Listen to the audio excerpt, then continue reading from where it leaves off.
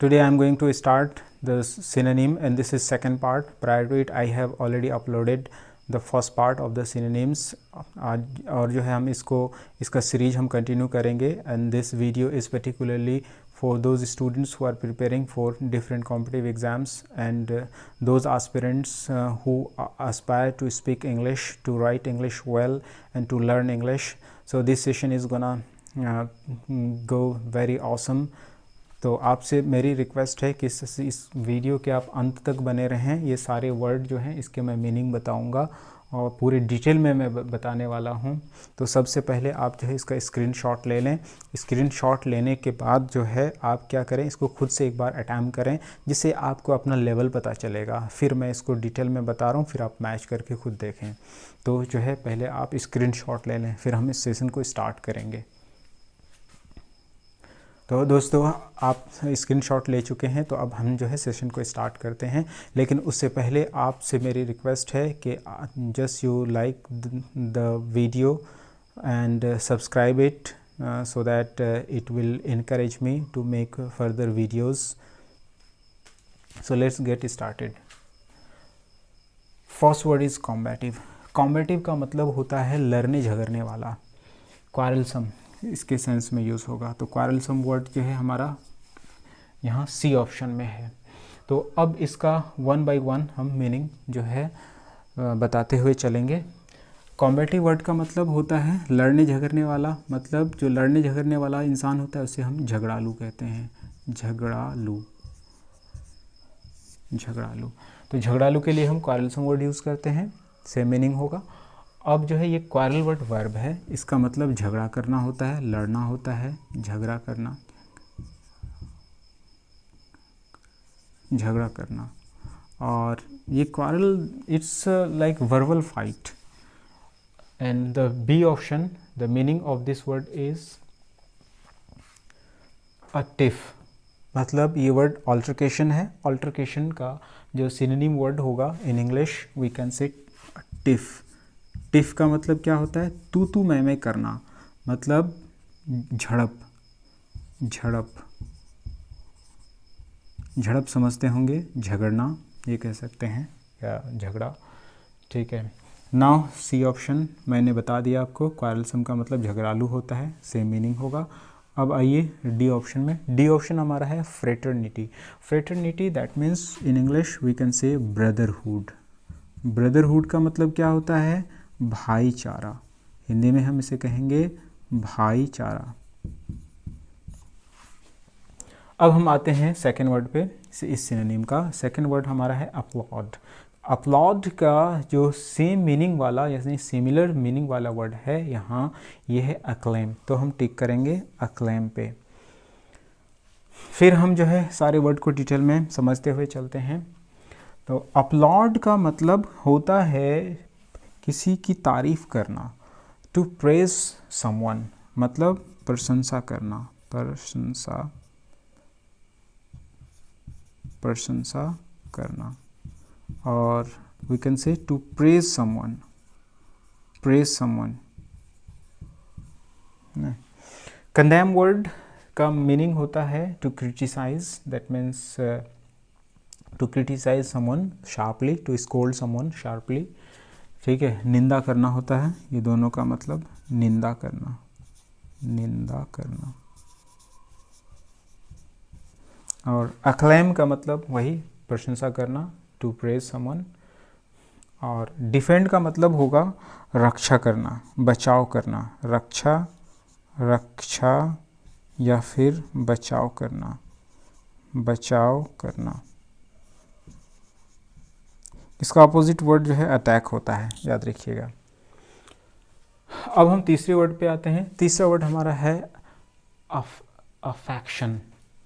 Affection है, इसका synonym आपको बताना है। सिनोनिम का मतलब सेम मीनिंग वाले वर्ड। तो अफेक्शन का मतलब होता है प्यार। तो प्यार के लिए हमारा जो वर्ड है यहाँ क्या दिया हुआ है, लव दिया हुआ है। तो हमारा राइट ऑप्शन जो है सेम मीनिंग वाला डी होगा। तो यहाँ अफेक्ट का मतलब क्या होता है, affect that means to impact. Impact का मतलब क्या होगा, इम्पैक्ट, मतलब किसी चीज़ को प्रभावित करना, प्रभावित करना, असर डालना, ये होता है। हेट का मतलब नफ़रत करना होता है, ये वर्ब है, याद रखिएगा। नफ़रत करना, नफ़रत करना, और ये नाउन है, हेट्रेड है।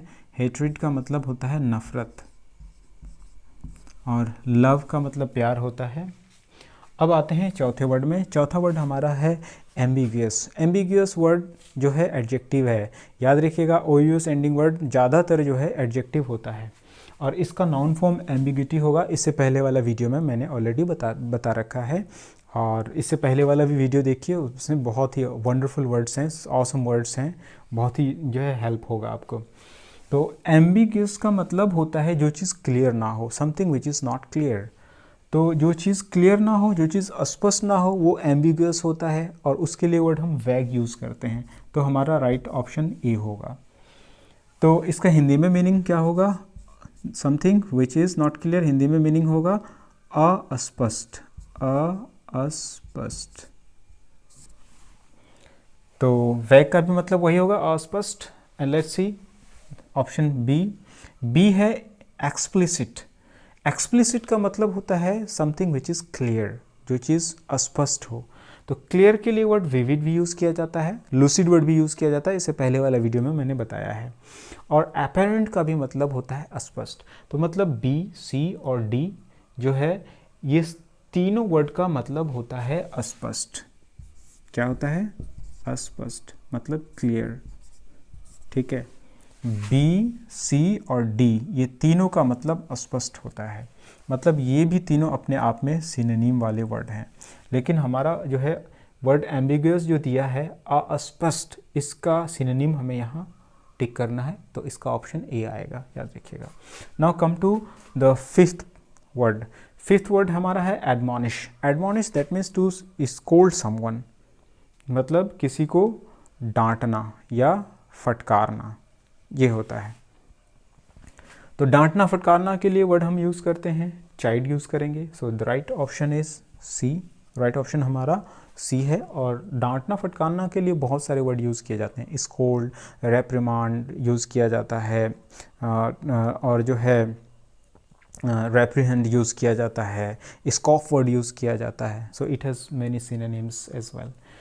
एडमॉनिश अगेन चाइल्ड। अब इनकलकेट का मतलब क्या होता है? Inculcate that means to make somebody understand very clearly, मतलब किसी को ऐसे समझाना कि उसके दिमाग में छप जाए बात। जैसे if your teacher teaches you in such a manner you understand everything clearly, that means your teacher inculcated the lesson, the teacher inculcated you.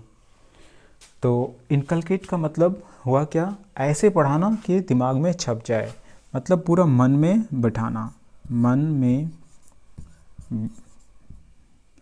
बैठाना या बिठाना, मन में बिठाना, मतलब ऐसे समझाए कि पूरा दिल व दिमाग में बात छप जाए, तो उसको इनकलकेट कहते हैं। Irrigate, you know, irrigate means to water, इसका नाउन फॉर्म है इरिगेशन।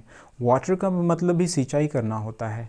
तो इरिगेट का मतलब क्या हो गया? सिंचाई करना। और टू वाटर, वाटर वर्ड यहाँ वर्ब है। वाटर का मतलब होता है पानी पटाना या सिंचाई करना। चाइल्ड का मतलब डांटना होता है, और प्लेजर का मतलब होता है खुशी। तो ये इसके लिए वर्ड हम यूज़ करेंगे क्या? खुशी, खुशी।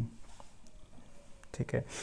सो आई होप आपको जो है ये वीडियो पसंद आया होगा, और आपसे मेरी रिक्वेस्ट है कि आप वीडियो को लाइक करें, और जो इस चैनल पे नए हैं आप जो हैं इसको सब्सक्राइब करें, ताकि जो अपकमिंग वीडियो हैं आपको इसका नोटिफिकेशन मिले सबसे पहले, और आप इसका जो है फ़ायदा ले पाएँ। तो आज का सेशन हम जो है यहीं जो है विराम देते हैं, और तब तक आप पढ़ते रहिए और अपना ख्याल रखिए, अपने परिवार के लोगों का ख्याल रखिए। So I catch you later in the upcoming video. So till then bye bye, take care.